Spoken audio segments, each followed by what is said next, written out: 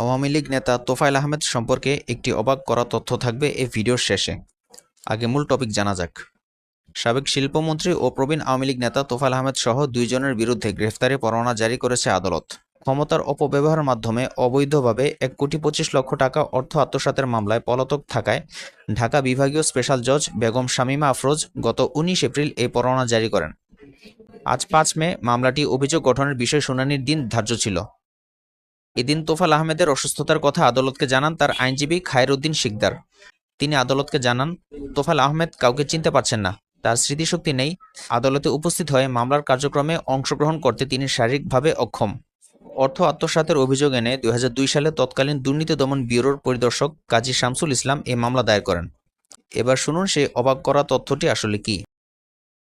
তৎকালীন ডাকসু ভিপি এবং ছাত্রনেতা এই তোফায়েল আহমেদই শেখ মুজিবুর রহমানকে বঙ্গবন্ধু উপাধি প্রদান করেন।